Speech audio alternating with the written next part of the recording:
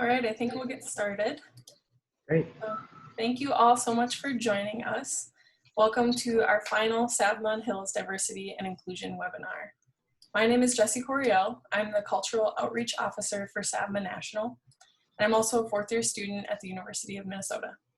Thank you guys so much for joining us tonight as we focus our final webinar on cultural and religious diversity with Dr. Alicia Karas and Humanist Chaplain Walker Bristol. Before we get started, I'd like to make a few housekeeping announcements.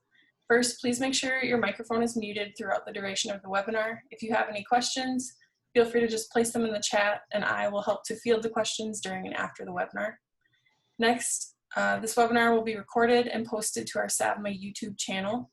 The link to our YouTube channel will then be shared with your school's delegates for distribution, so keep an eye out for that email. Before we get going with our webinar, I'd like to take a quick moment to thank Hills Pet Nutrition for their sponsorship. Without their support, this webinar series would not be possible. So with us this afternoon is Dr. Hilary Noyes from Hills. Dr. Noyes, would you like to say a few words? Sure, thanks so much, Jessie, and thanks to our fantastic speakers tonight. I just want to say Hills is so happy to have been able to partner with SAVMA for this whole series. They've all been great. For those of you watching, if you weren't able to attend the other 3 webinars, I highly recommend going back and watching those as well. They've all been really fantastic, and I'm sure this one will be as well. I wish we had more, but maybe we can turn this into a standing thing or an annual thing. I think, you know, we developed this out of not being able to come together in person for SAVMA Symposium, and I think it was a blessing in disguise that we were able to come up with this series. And Jessie, you've done such an amazing job putting this together on very short notice. So kudos to you and thanks for all your hard work, and to SAVMA for partnering with us on this. Hills is very committed to diversity and inclusiveness in all of its aspects. So we're very proud and happy to be part of this. And with that, I will stop taking up all of our wonderful speakers' time and let them get to it. Awesome. Thank you so much, Dr. Noyes. Next, I'd like to introduce our speakers, Dr. Alicia Karas and Walker Bristol. Dr. Karas has been a veterinarian since 1989.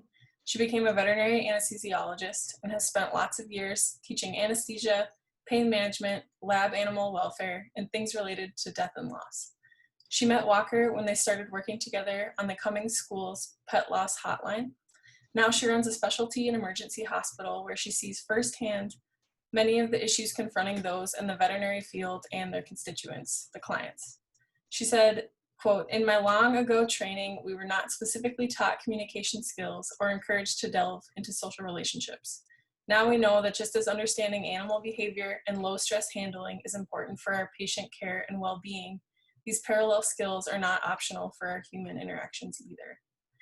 Also with us this evening is Walker Bristol. Walker is the Humanist Chaplain at Tufts University and serves as the Chaplain Associate to the Cumming School of Veterinary Medicine. At Cummings, Walker provides resources for students expecting to work in different religious and cultural environments and helps prepare students to support clients around grief and loss. Outside of university chaplaincy, Walker also works in spiritual care at Brigham and Women's Hospital and serves as a community educator around trauma for the Boston Area Rape Crisis Center. So without further ado, please join me in welcoming both Walker and Dr. Karas. Thank you, Jessie, and thank you, Dr. Noyes. Thank you, everyone, for being here today. It's just wonderful to be with you all. As Jessie mentioned, my name is Walker. I think Dr. Karas and I will share just a tiny bit more about what we've done together and who we are before we get started on the presentation. But as Jessie mentioned, I work as a chaplain. The chaplain is somebody who provides religious and spiritual resources and also just sort of emotional support to lots of people in different institutions. So it might be university, it might be a hospital, it might be a veterinary practice, or it might be a prison. And in my role at the Cumming School, as Dr. Karas mentioned in her bio, we work together to support students who are working on the pet loss hotline at the school, especially to sort of debrief their experiences on the pet loss hotline, and really just build skills around communication, supporting people through grief and loss, supporting clients through grief and loss, and just gathering more understanding of the ways to approach questions of diversity and inclusion as they come up, especially for clients experiencing grief, but at all points of their care. So Dr. Karas, is there anything else you would add about our work together? Well, I guess I would say I working on the pet loss hotline is an opportunity has been an opportunity for me to talk to students about stuff other than like anesthesiology, and we have fantastic discussions, and it was particularly enriched by the fact that Walker has been able to be there, because boy, do some really interesting things come up that is not my strength. So I've been really fortunate that we've been able to work together. Absolutely. And I'm so grateful that we can be here together, because I don't work in a veterinary hospital. So I only have so much of my experience in veterinary practice has been in collaboration with you and in hearing from other providers at Cummings. I work as Jessie mentioned, I work in human medicine. I work at a people hospital in Boston. And so some of those skills translate, and I've learned a lot about what skills don't. And so I'll talk a little bit about that experience during this presentation portion in the ways that I think it's relevant. But that's right, that's a little more about us. So I'll just share, so the structure for today, for this webinar, I'll talk for a little while about sort of these principles that underlie what we'll be talking about today, the principles of cultural and religious humility, which is how clinical social work, but a lot of clinical fields have started to approach these ideas of religious difference. And I'll share a little bit about a resource that I developed in my time working at Cummings that came out of students asking for it, that just helps us think about where are the particular ways that religion, and especially traditional religious sort of beliefs and practices, how do those impact people's animal care and their real lived experiences, especially in the United States? And so I'll share that resource, and it's free and it's available to the public. It's online. And Jessie's going to send a link out to it at the end, so you can read more about that as well. We'll talk a little about some cases that Dr. Karis has encountered, and we'll talk together about those. But as Jessie said, please put questions in the chat throughout the time that we're talking together, and we should have time at the end to answer some of those. And we'll also put our contact information if you have any other questions as we move forward. So I think you're all here. I'm so grateful you're here. I still can imagine there's a sense of, I haven't heard a lot about religion in my practice. It certainly hasn't come up a lot in my learning so far. So why does this matter? And I think that's certainly something that it was even a learning for me, even going into knowing that I was planning to go into clinical work as a chaplain. I was still thinking, how much does religion influence how people think about their medical decisions, whether it's for their own bodies or for their companion animals, right? And one reason is just that communication in general is a cultural experience. There's something fundamental. There are lots of ways in which our cultural experiences influence fundamentally the way we live our lives, and especially the way that we communicate, the ways that we build trust, the ways that we engage with other people. And that communication, as we'll talk about, I think it can underlie sort of a lot of how to engage with ethical questions in medical decision making, but also just how we build trust in veterinary providers, right? And so there's always sort of a cultural influence to communication.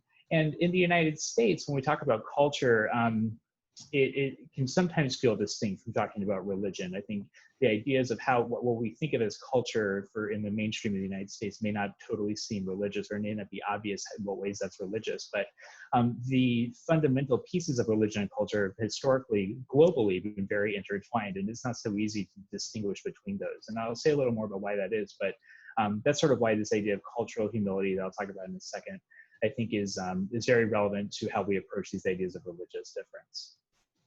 But more specifically, someone's religious experience or their ethical beliefs or their philosophical beliefs, these underlie whatever medical decisions they make, or how they think about medical decisions, or how they think about conflicts when you're in the medical or clinical environment.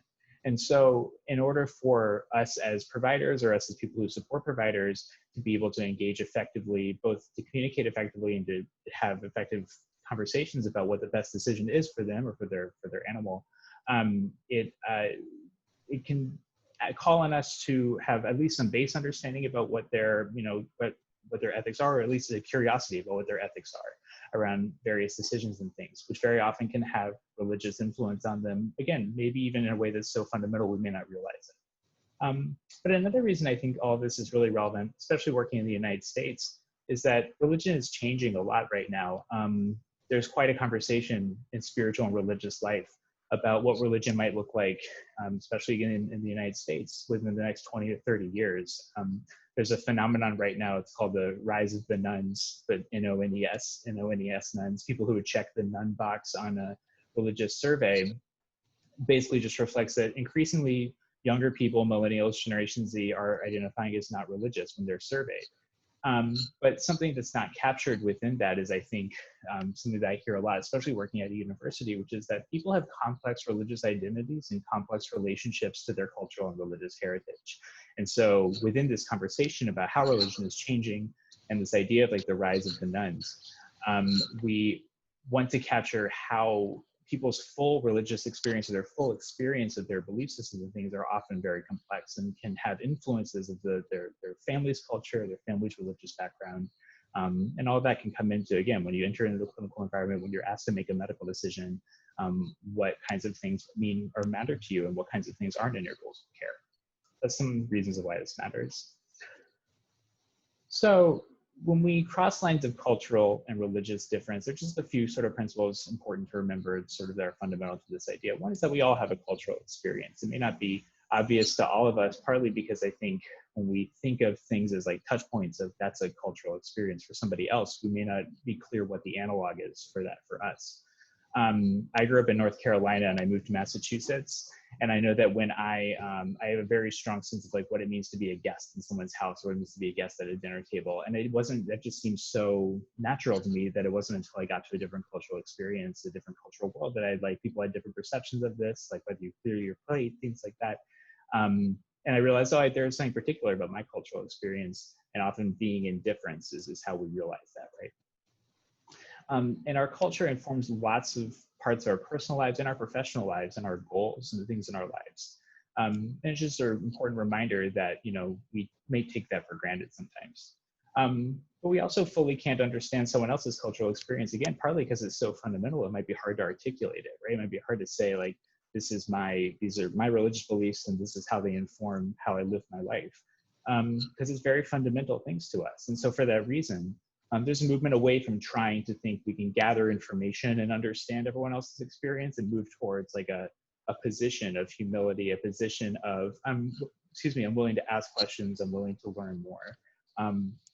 And that's sort of the approach that we're taking today. There's, in the late 90s, especially again in clinical social work, but in a lot of areas of clinical practice, there's a movement away from this idea of cultural competency, thinking that we can gather up enough information, again, like data, that can help us be competent enough to engage with someone of a different culture than our own, towards this idea of cultural humility, which fundamentally means accepting what we don't know. And to share a little more about the principles behind that is, it's sort of a lifelong experience. There's always more that we can learn about cultures that are different from our own. And even within our own cultural experience, remember, there's always going to be diversity as well, right? So we always have more to learn, right? And it's rooted in this idea of building relationships and communication skills. That idea of cultural competency is kind of isolated. It's like I can read enough books to kind of get an understanding within myself of someone else's culture, but cultural humility calls on us to build relationships, to be outgoing, to connect with communities. And we'll talk a bit about how that's relevant to clinical practice in a second. But it also involves identifying power imbalances, which can be really important to building trust. The two people who coined this this term are Melanie Turvalon and Jan Murray Garcia, who coined the term more or less in 1998, and it's since become a very common term in clinical practice. So that's a lot not about veterinary medicine, right? So maybe we can start talking about what's relevant for veterinary medicine. Like, what does this look like in your practice and in your learning right now? So as I mentioned, religion and ethics have an influence on how clients make medical decisions. Someone's ethical underpinnings, they may or may not be expressly rooted in someone's religious experience, right? Someone may not say, I believe this because this is my religious belief. And yet there's even a religious influence into what we might think of as secular cultural world. In the United States, there's a very mainstream culture that I think sometimes seems secular, and yet it's also a very white Protestant culture. And even the way that we talk about work and professional life has Protestant roots to it. So there's still relevancy to religion, even in times that we think of as secular. And that influences people's medical decisions. Religion also, and this is, I think, a really important piece, is how people gather in a lot of places in a lot of ways. And those communities can hold a lot of histories and can hold a lot of sort of networks of trust and networks of communication. in thinking about how best to carry out preventative care, again, in both human and animal medicine. There's an idea that, building community trust and also reaching out to communities and offering resources to communities and understanding what the best way to communicate to communities are, including religious communities, can be a really important piece of preventative care, especially right for communicable diseases, where people are going to be in touch with one another. Like you need as much as possible, as much care as possible, and as much intervention as possible. And it also can be how people build trust, how people are talking to one another about this provider is somebody I trust. It can be a very powerful force if you're somebody who has that trust from a full community. And then also communities provide support for one another outside of the immediate medical space, outside of the hospital. But then also generally, and this was part of what drew me into the work in Cummings, was this, grief and loss are a huge part of veterinary practice, and supporting people through grief and loss and that decision-making end of life can be a huge part for a lot of veterinarians, and the different ways that clients mark grief and loss. And this was what Dr. Karis and I heard a lot about working on the Pet Loss Hotline, have religious underpinnings, have cultural underpinnings, what feels right, and then also what kind of grief is marginalized and in what ways grief is marginalized. And I'll talk about what that means in a second, but I think that's a really important piece of being able to support clients. So I'll just quickly talk about each of these. So again, religion and ethics. Our ethics inform our decision-making. Something that we found and that I found doing some of this research is that there are particular procedures that have quite a legacy just throughout history globally. And so cultural and religious practices are interwoven into what people may or may not want from those procedures, especially neutering and especially euthanasia are very common for those. And yet, even within a tradition, people may have different experiences of what is ethically acceptable, even if they share a belief, that neutering is not kosher, for example, in Orthodox Judaism, very, very often. And yet people have different perspectives on, well, I could let another provider perform a neutering, things like that. So there's diversity within a tradition on how people engage with these questions that might be conflicts in terms of their religious beliefs. It also impacts sort of what people believe about the nature of animals, and that can impact sort of the ways that they go about seeking out medical care and pieces of that. So for example, it's almost a cliche question about like whether dogs go to heaven, but there's in Catholicism, for example, there are actual sort of proclamations about whether or not companion animals have souls or not. And yet, even within Catholicism, people experience that very differently and talk about that very differently. They may believe, my dog has a soul as much as I do. And my interpretation of what that means from what the Vatican has said about that is different than what somebody who might say, well, I have a human soul and my dog has a dog soul, and there's a distinction between those. And they also can impact just how someone cares for or treats their companion animal, right? Their ethical beliefs about what is acceptable. The sense of community, as I already mentioned, like information sort of flows through communities, right? Especially trustworthy information. Like we all have our social networks, especially right now, online social networks, and so much of the information that we trust very often comes through the social networks that we're a part of, that we've kind of curated. There's a lot of research about that, right? And so especially within religious communities, the kind of information that is privileged, or the kind of information that's talked about, and the kind of information that is trustworthy about veterinary care, about medical care, it gathers in communities and it flows through communities, and communities provide an avenue for that information to spread. But that sense of trust is also very important, right? People have long-standing and very complex and often rooted in power imbalances, reasons not to trust medical providers or providers in general. And so building a sense of trust through a sense of outreach and cultural humility can also be something that, again, flows through that community, that is something that's rooted in the community, and a community sense of trust is a powerful force. And then again, the communities provide support for people outside of just the hospital space. It's how people, watching other people's pets, caring for other people's companion animals, checking in on other people about whether, what kind of care they're offering or what kind of things they're doing. It's partly about information and trust, but it's also about the kind of support that people are able to get, from one another. And then I mentioned this idea of marginalized grief. So someone's sort of brand or religious experience that might inform how they grieve or how they mark different parts of a pet's life, not even just the loss of a pet. Marginalized grief sort of refers to the idea that there are some types of grief in life that are, in the mainstream sense, that are seen as acceptable or that are well modeled. And so the loss of a parent or something, or a loss of a child, certainly, right, are things that no one would ever question why you'd be grieving that. And yet the loss of a pet, and this comes up all the time on pet loss hotlines, not only ours, but I hear from a lot of my colleagues that it's just very often the sense is, I don't know why I'm feeling so much grief for this loss. And I can't, it just seems like maybe I shouldn't feel that way, or I understand why I feel that way, but no one around me seems to feel like I should be feeling this much grief about this loss. And a really important kind of intervention for that is just, and this is what Dr. Karis and I would tell the students very frequently, is just validating people's experience of that grief and saying, you're feeling it, so it's valid, first and foremost, but also identifying that, realize that like the death of a pet, the loss of a companion animal, isn't something that's sort of well understood in the mainstream in the United States, and it's not talked about as much. And so it's understandable that you would, you may not see it around you a lot, and yet it's still valid because you feel it.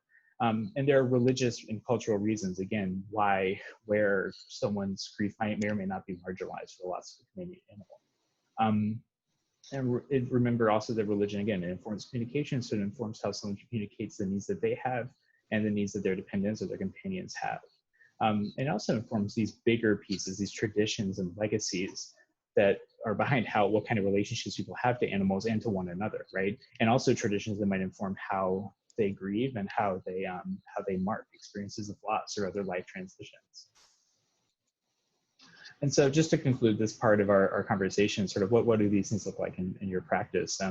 In one piece, and this one is maybe easier said than done, but just learning more about the religious and cultural makeup of the host community where you're practicing. So in Boston, working in a human hospital in Boston, Boston's a very Catholic area, has a long-standing history of Catholicism. And people's experiences of Catholicism are very diverse. People have very different ways of experiencing Catholicism, and so the ways that they make medical decisions, informed by their experience of Catholicism, can be very complex. And yet, building my understanding of the lived experience of Catholicism has been really important to being able to accompany people in that process of making medical decisions. The way that immigration works, in the United States is that even though some religious minorities, for example, like Buddhists and Hindus, maybe only make up a small percentage of the statistical sort of demographics of the United States as a whole, and yet that's not an even distribution, right, across the entire country or across the world. People are gathered in the communities, people, they move here, their families gather, there's concentrations of people and of different backgrounds wherever you go.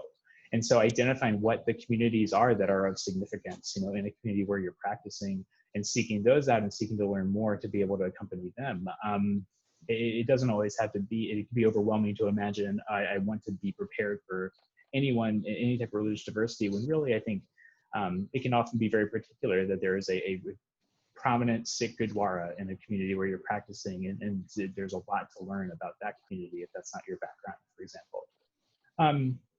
Another piece that is also probably easier said than done is the idea of establishing standards of practice that attend to that cultural makeup. So again, remember that this isn't about cultural competency, it's about, setting up the systems that we work in so that they can attend to the kinds of things that might come up. And sometimes this is as simple as thinking, oh, Muslims pray Jummah on Fridays at the same time, and that's compulsory for male Muslims, and so they're never going to be able to come to some sort of preventative treatment or something that we're offering at a certain time during the week. Because they have a commitment at the mosques, that kind of a thing. Just learning more about what those standards of practice, like what those needs are for different cultural religious experience, and being able to build that into whatever you're offering so there isn't conflict, can go a long way. And it also just shows that you're being attentive to what those needs might be in a fundamental way. And I think a really important one is this idea of building community partnerships. And this has been sort of seen as best practice for engaging religious and cultural difference as a provider of any type of medicine, is just, again, in a humble way, reaching out to the communities that are of significance or where you're getting a lot of clients from and saying, I want to be able to serve you well. I want to know what the particular needs your community might have are. I want to be able to accompany you through this process and have open lines of communication between us. Can we meet and talk more? And I think it's hard because I know very much, especially talking to Dr. Karis, y'all are busy. It is a busy role, like being a veterinarian, being a provider in general, and it is daunting to imagine, like, how do I build these relationships? How do I meet where they are? And yet it's also these lines of communication that we build in anticipation of problems we might have in the future save us a lot of energy and save us a lot of time. It can really serve us, right? So it's always that balance. And then finally, just practicing clear communication and listening. And those words are intentional. Clear is sharing as much information as you can share and inviting someone to share as much information as you can share. This is how we engage in ethical questions at the Brigham, at the hospital where I work, is we sort of have a meeting with the family of a patient and with the team, and we all share as much information as possible to break down as many assumptions as we have, and listening and showing that you're empathetic and you're meeting them where they are, because where they are is very often in a point of distress and crisis. And so clarity helps break down that ambiguity, and that empathy helps us accompany people and show that we're willing to accompany them.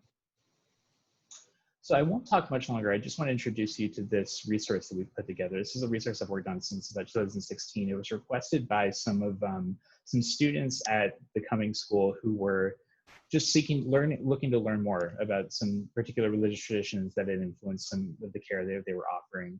And we just wanted to gather information from people who practice various traditions, partly to lift up how much diversity there is within a tradition, but also in ways that are relevant to the idea of offering animal care. So one piece of this, and I'll share the resource in a moment, is summarizing some of the research that's already been done about these things, basically what I just shared. But another piece of this is a set of outlines about the 10 major traditions in the United States that includes some information about the tradition, and then just statements and reflections and some scripture from different religious traditions that's relevant to animal care. And it always lives, and we'll share this link again, but it always lives here at this go.tufts link, so go.tufts.edu/religion-animals. And that link will always take you to this resource as we make updates. We're kind of in the middle of an update for it now. Really quickly, I'm going to switch over to sharing that so we can look at it together. And I can just show you, this looks like it's about 30 pages long right now. Like I said, there's sort of this is a lot of what I shared just now, just sort of these fundamental principles of cultural humility and how it comes up in veterinary care. It's a little more specific than I was able to speak to. It has a lot of additional reading, and I'm skimming through it really quickly, but it has a lot of additional reading that I think is really relevant. If you're just interested in this topic, want to learn more, these are some really excellent reading that is specific for the most part to veterinary practice and culture and religion. But then the crux of it is these just summaries of different traditions. So each tradition, again, 10 traditions that are very common in the United States, alphabetically. Buddhism is the first. The number in the United States, there are about 1 million Buddhists in the United States compared to about 500 million worldwide. So it shows that this is a prominent tradition worldwide that's somewhat underrepresented in the United States. And yet again, remember that people gather in particular communities. And so for that reason, we also included where geographically in the United States people are distributed. So in the United States, Buddhists are very often sort of overrepresented for the country in California, Delaware, and Hawaii. So if you're going to a practice in one of those states, you might think, oh, maybe that I may encounter more Buddhists than I would expect to.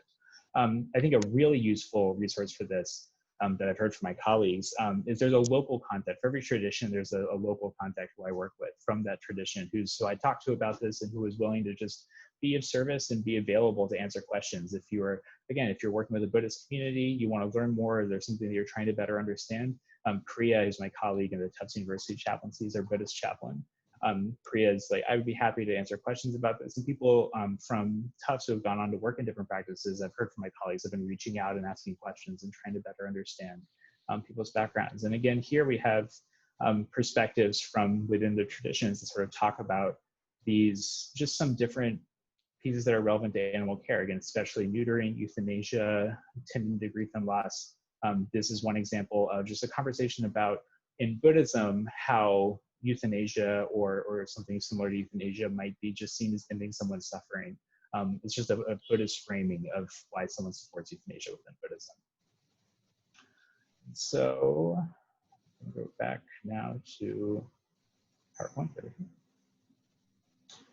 And so that's a resource, again, it's free and it's available online, and we update it periodically, and it's just it's a starting place. It's not an ending place, but it's a starting place just to get your feet sort of grounded and thinking about some of these ideas. And it also summarizes a lot of things that I just shared. But now I think, there we go. Now I'm going to invite Dr. Karis, if you want to just share some of your own experiences and we can talk about them together for a few minutes. we had suggested some things that have come up in our work together and in your work, but I would love for you to talk about what it's like engaging with these questions in general, you know, as a provider with all the experience you have. Okay, well, I just want to like put in a little plug for this resource, because you guys can pull it now and save it, and as it's a living document, it will change, but it'll give you something to remember. Where did I get that, and how you can get back to it. Maybe it's just like the old person in me, but I really especially think it's worth not just looking at what Walker put together for the various traditions, but looking at the synthesis that he did in the first part of that resource. So I'm the person who's representing the veterinarian here, and yet I've been an anesthesiologist since starting 4 years after graduation. You know, I started my residency.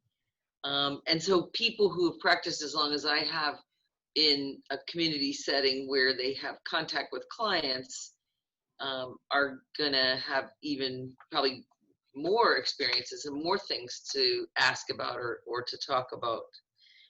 But I thought that I would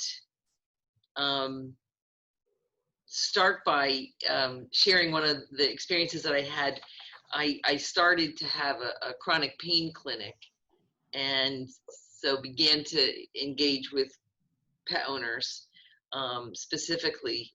And it was quite a few years ago, but a woman brought her dog to me for a pain consult, and he was old, and she had had him since she was a teenager.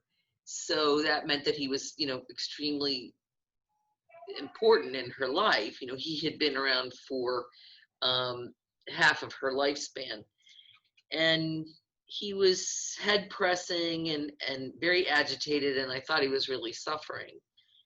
And so what she was asking for were pain medications to help him not suffer until he died.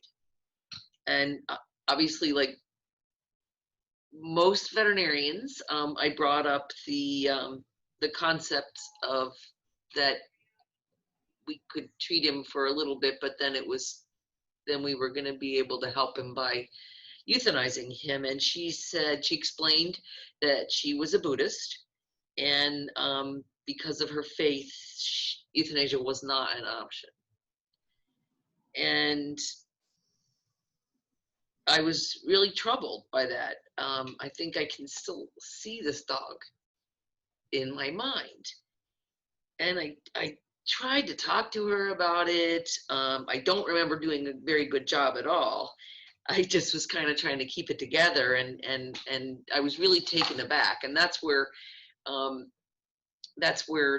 this conversation that we're having now is important, because just as you have to, you know, the first time you see a case of a head tilt, you have to come up with all the things it could be and what you should do and how you should explain it. I was really able to get very far with this. And later on, she told me that she hoped I had learned something about that journey. And at the time, I just thought, wow, this is so wrong. And since then, I'm not sure if it's an increasing trend, but I found that there are actually many people who do not believe in euthanasia of pets or animals at all for various reasons. It may be just their own personal beliefs, or it may have some relationship to religion. And so I had the opportunity to talk to that client in an exam room setting where I could take my time, and I could even talk to her on the phone later. I kind of retreated from it, to be honest. it just wasn't something I wanted to think about much, because it bothered me. And I think this is actually a problem for a lot of veterinarians now. I actually am sort of the mother hen to 20 or so veterinarians. About 8 of them are emergency and critical care veterinarians.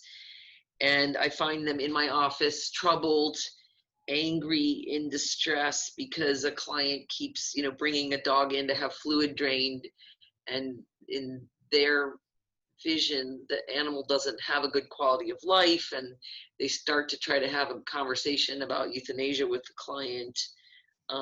But as Walker said, in that situation, there's no time for careful conversations. And so on one hand, I think we need to be able to have a conversation when there's time. And on the other hand, I think we need to be able to help ourselves cope. Mm-hmm. There you go, Walker. Yeah.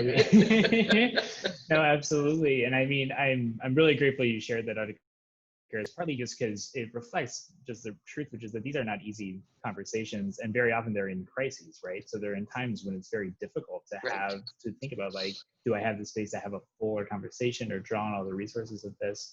Something that I think is uniquely challenging for veterinarians based on my own experience is that in the hospital, in the human hospital setting, very often my role as a chaplain, I'm called in at that time. I'm called in to help facilitate that conversation. And it's just, there are very few, if any, chaplains who actually work in veterinary hospitals to serve that role. Increasingly, social workers, clinical social workers serve that role. But to have like a third party person who can kind of help with the ethical conversation, of which there's an approach to it. And yet again, in a crisis, it's hard to sort of build that whole, to create that space. In the human medicine setting, what a medical ethicist might do to help resolve that is, for one, to make sure all the information is shared and it's clear, both like, what is your thinking about euthanasia? Because of course, in that case, Dr. Karas, like you were talking about, like, this is for the dog's best interest. It's to prevent suffering, and even that phrasing in that case, and I of course wasn't there, so I wouldn't speculate, but the framing of this is to prevent suffering can be very powerful framing for lots of people, for lots of reasons why they might oppose euthanasia. And yet it also can require clarity of exactly what the suffering is that they want to prevent, exactly why it is that someone would think like, well, this is actually less suffering, even though it might end their life. But then also get clarity about like what all the information behind, like, what is the religious belief that is underpinning this? What is the cultural belief that is underpinning this? And what is the specific belief in Buddhism that was influencing her to say, that I don't believe in these things?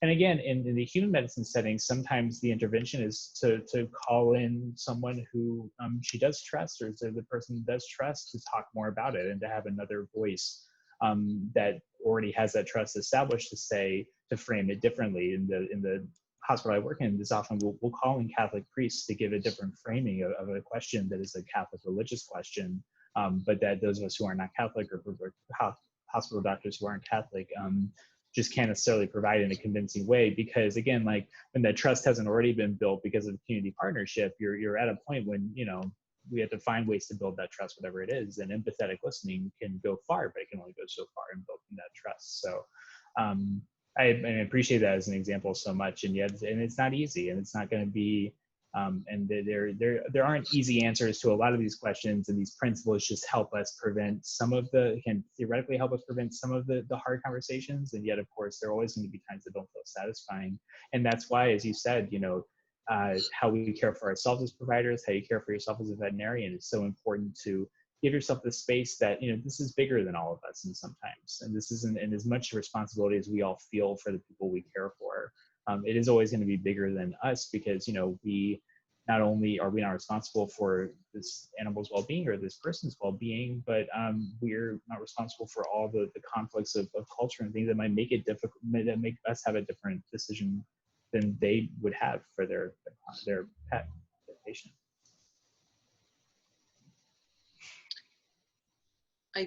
I think that I wish that I had time, wish I would make time to talk to these veterinarians about this. I think it's one of the things we try to do, you know, on Pet Loss Hotline, although without scaring the students about what's ahead, it's even similar to you know, discussions about when we should call in law enforcement about situations of abuse, which in Massachusetts we have very, very good laws which give us a lot of leverage in being able to help animals. But I have, you know, sometimes my vets tell me that, you know, we should call law enforcement on these people who won't euthanize their pets, and that's just, unfortunately, I have to talk to them about, you know, the fact that that's a journey that the client is on with their companion animal, that we can offer to make to get to be part of the discussion with them, but I don't know that we have a right to insist that we have some position that's righter or more right than theirs. Mm-hmm. And a lot of times the clients get angry if we confront them. Mm-hmm. So about it. Mm. So another thing that I want to be mindful of the time. Another thing that that comes up is, as you actually talk about in the resource, people have very different ideas about how we should deal with the remains of the animal after death, and ways to, as you said, mark their passing. And I think that we do see students have clients who ask a lot about the animal's soul. Mm. How do you approach, you know, if somebody says, do animals have souls? How do you approach that? Because that's kind of loaded, right? Yeah, it is. I mean, it's loaded in a way, and part of it is that it's not a question that any of us can purport to answer. At least I don't believe so. I mean, I think that people have such different answers to that question. I mean, if we're in a position of, you know, religious authority and we're speaking to people in our community, we can give an authority, and yet I don't really, I won't talk too much about my own position, but it's just like, you know, we are a company, we're on that journey with them, you know, and conveying that you're on that journey of discovery with somebody can be sometimes the best that we can do, to say, I don't know, but I believe that they do, or I don't know, and then I believe it's different, you know, right? Like being alongside them. With animal remains in particular, I guess instead of focusing so much on grief and loss, I probably should have said end of life in general, just because I think, for example, in a lot of movements within Buddhism, talking again about Buddhism, is that it is very important for the sanctity of the soul, you might say, of the animal, that the remains of the animal be left for some time after some number of hours. This comes up infrequently in the human hospital that I work in, because we don't have a great number of Buddhist patients, so we kind of approach on a case-by-case basis. But if we had more, we might have to factor that into like our policies and procedures of what we do with end-of-life care, just because it's not natural for us to leave a body in a room for a certain amount of time. But it's one of those examples that, like, if it's something that is frequent enough, it might warrant an intervention to attend to the cultural difference that is specific to the context that you're working in. And there are lots of examples of that, right? So I think with just not that much time left, I wanted to talk about a couple things that are not so much client oriented, but that are veterinarian oriented. And these are some experiences that I had. We don't necessarily assume someone's religious faith here, and it doesn't come into play very much in veterinary school, or even in veterinary practice, I don't think. But many years ago, we had a student who was an Orthodox Jew, and there were accommodations that were made for him for several of his sort of faith-based restrictions, and they were, as you had mentioned, neutering and euthanasia, and of course not working on the Sabbath.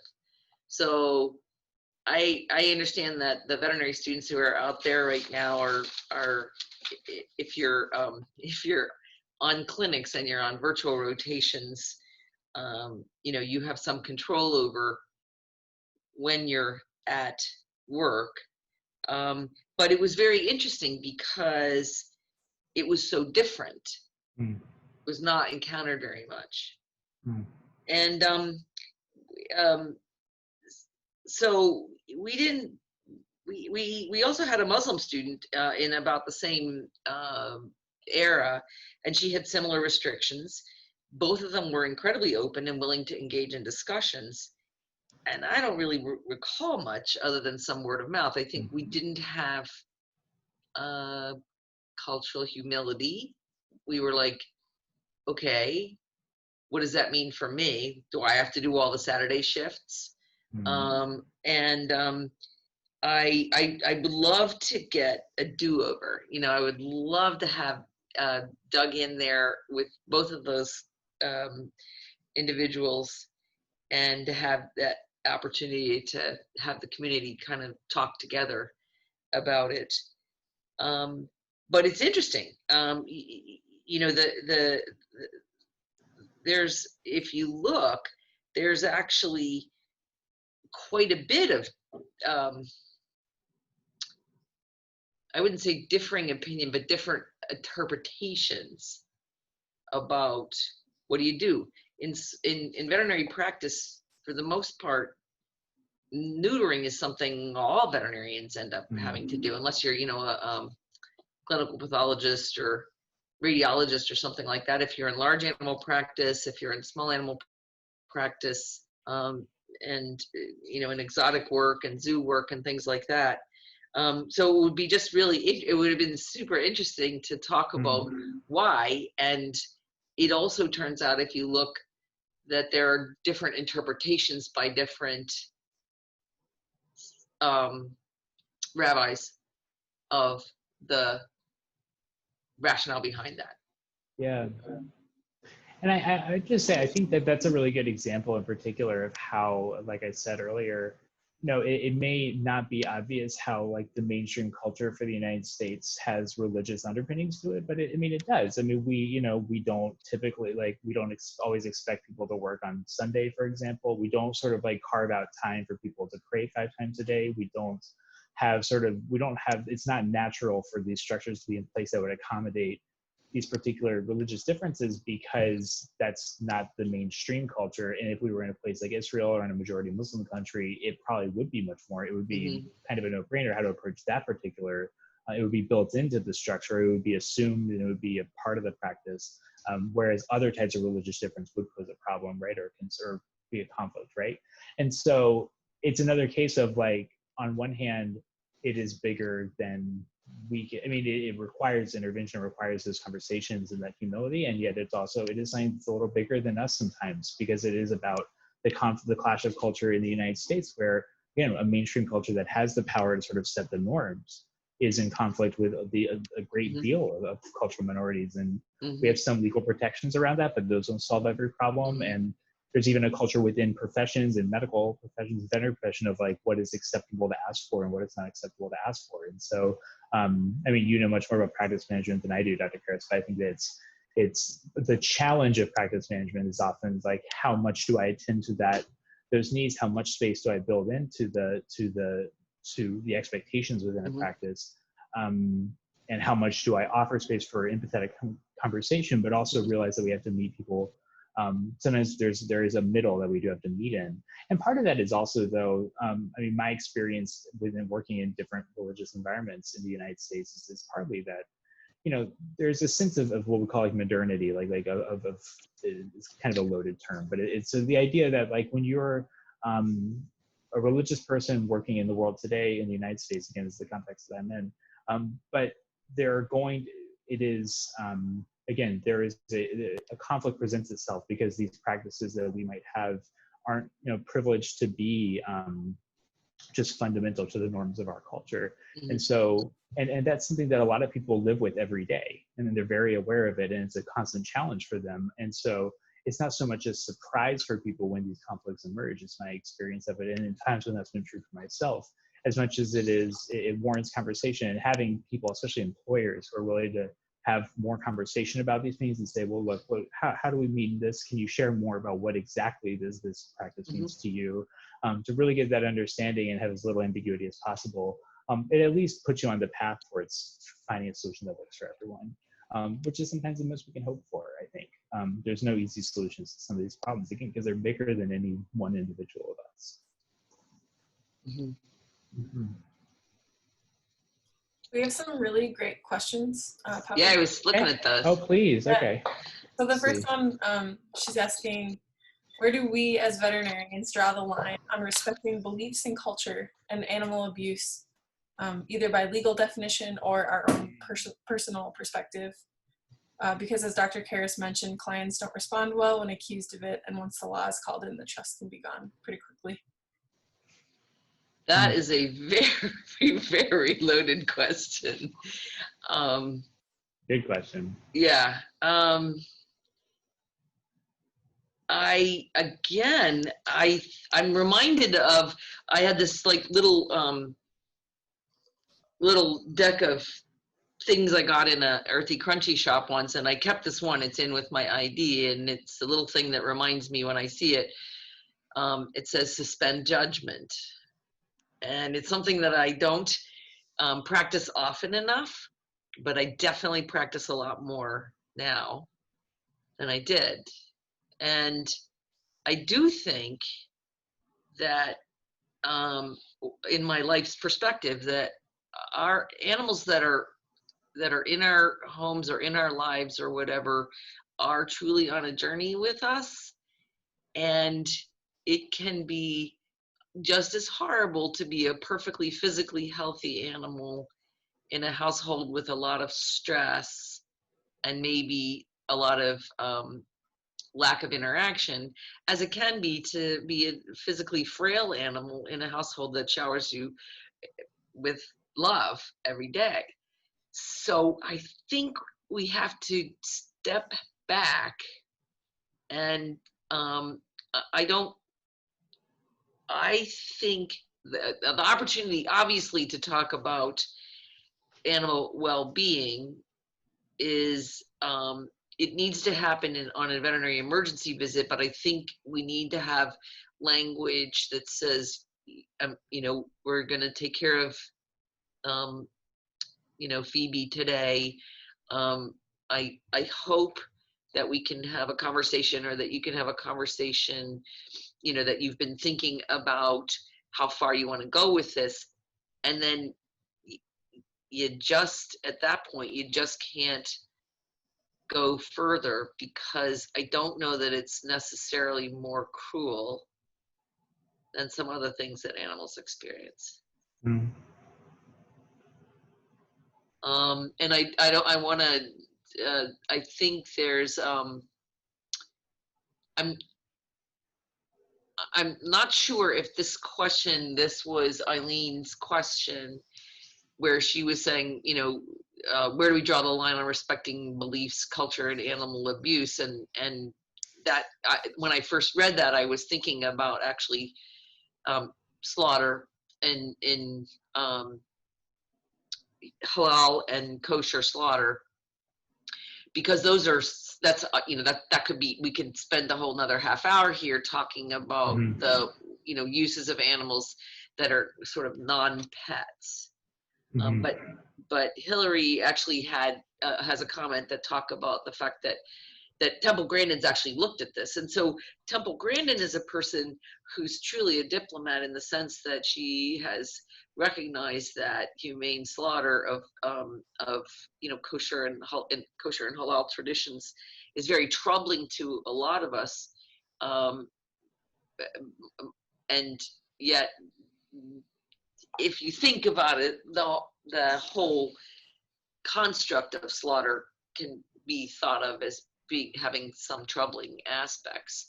Mm-hmm. But Temple's actually gotten to the point where she said we need to figure out what is problematic with it, and let's try to lessen some of the harm that we think is there. And she gets buy-in because she's not saying you're wrong.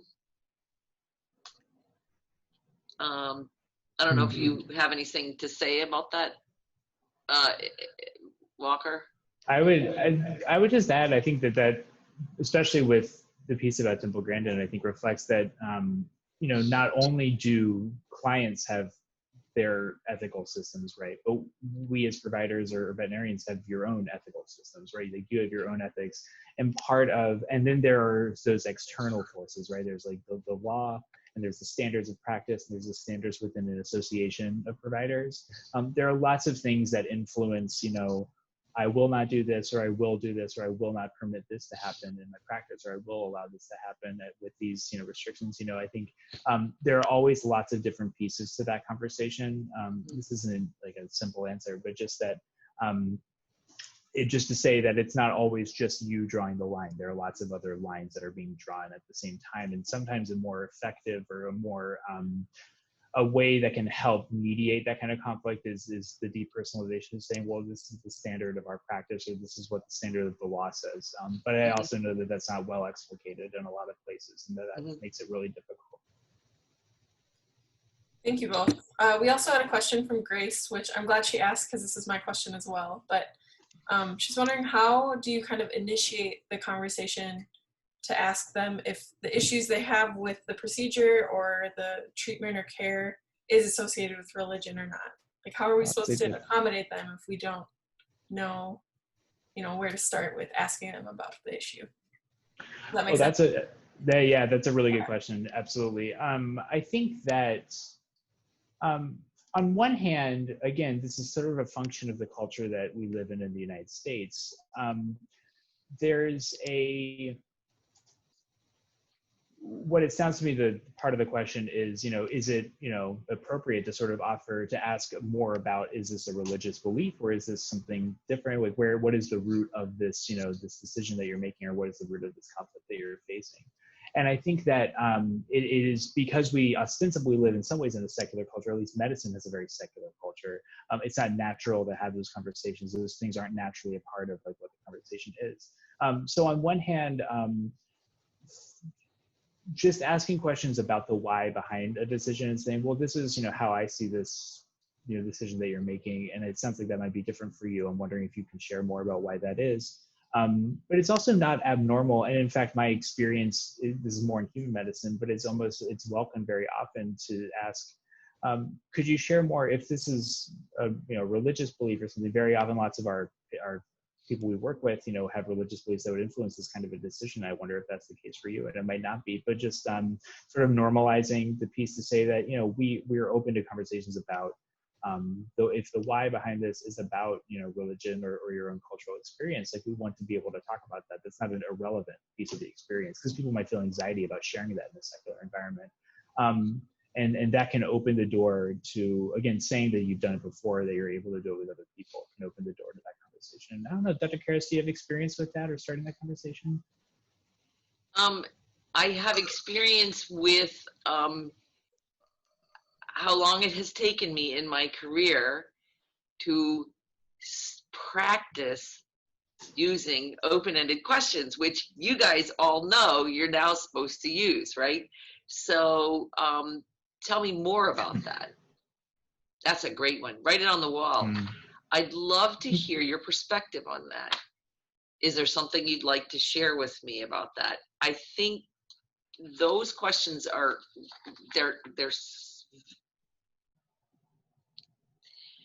they're supposed to be part of what we do as medical practitioners, but it is also a huge life skill just in general with people. I had to wait to be 60 years old to figure that out. Mm. So hopefully you won't.